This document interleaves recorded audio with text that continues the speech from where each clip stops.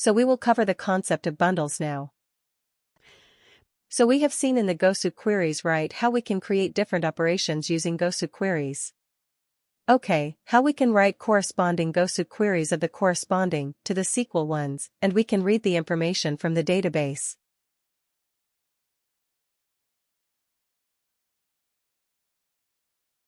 But what if we want to write an information into the database, right?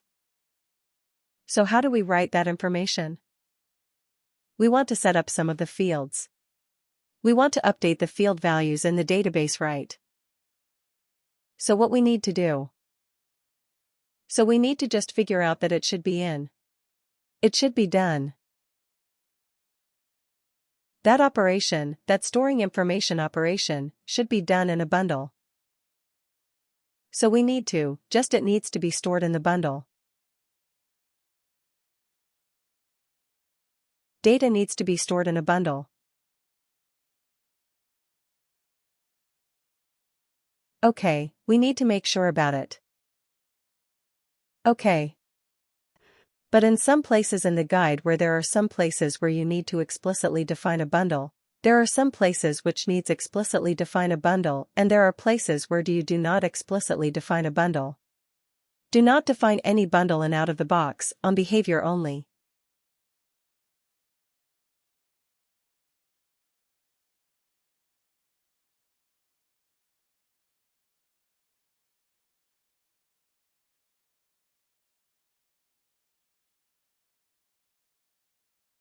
It is already inside a bundle.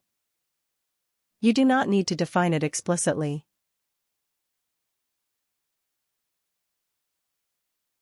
So what are those places where you need to define the bundle explicitly and where you do not need to define the bundle? Okay, so these places are where you need to define the bundle of classes.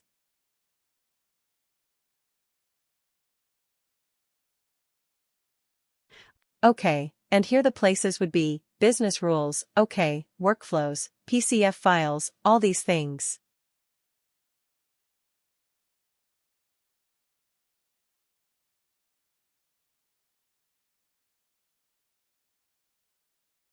Let me open the PPT there. I can show you more.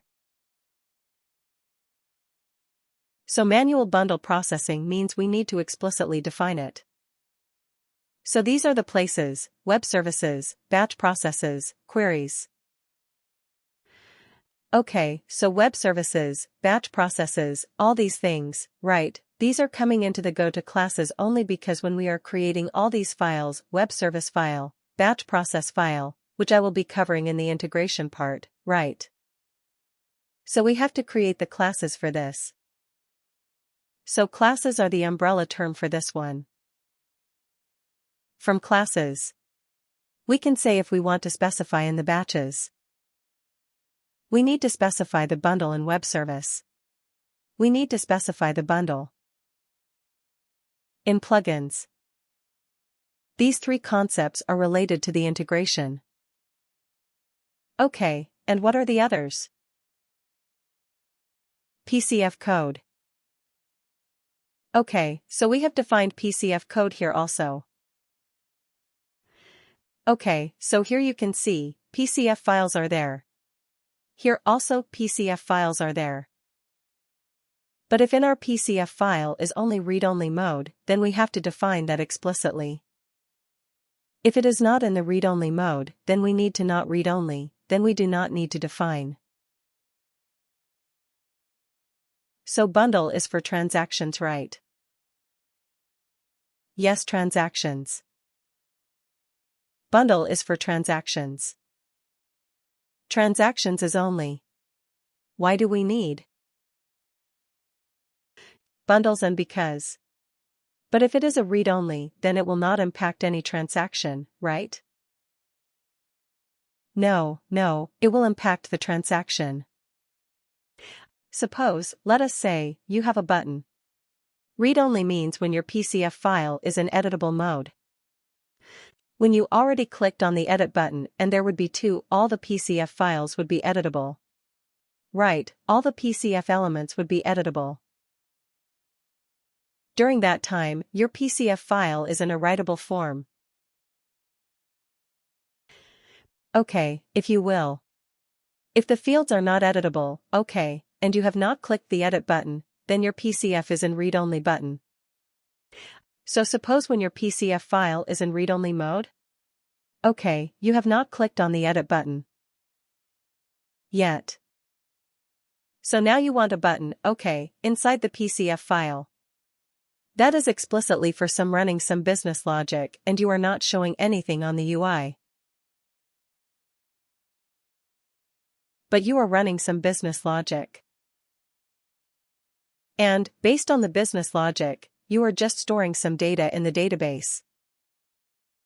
Okay, so in that case you have to explicitly add the button. Why? Because your PCF file is written, then it cannot be called read-only mode, right? If it is read-only, then you are not editing anything. Let me tell you the difference here.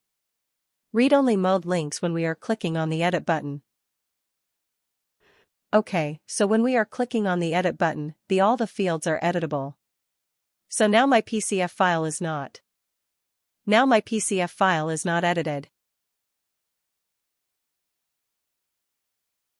So now we have this suggest least busy user right. So if my PCF file is editable now, okay, it's not in read. So when I go back to rules so I do not need to define any bundle here. Okay, explicitly. Suppose I want behind this button, I want this, my business logic, to run like some data needs to be stored in the DB, right? I do not need to define any bundle, it will be automatically happen.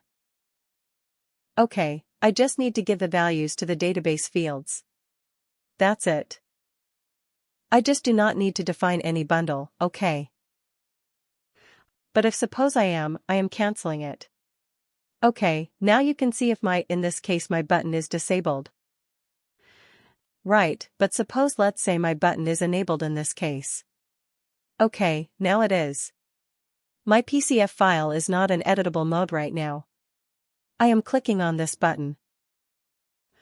So whatever data I am adding now in the database on the click of this button right, that should be in a bundle, because my PCF file currently is not in an editable mode. Okay, it's in a read-only mode.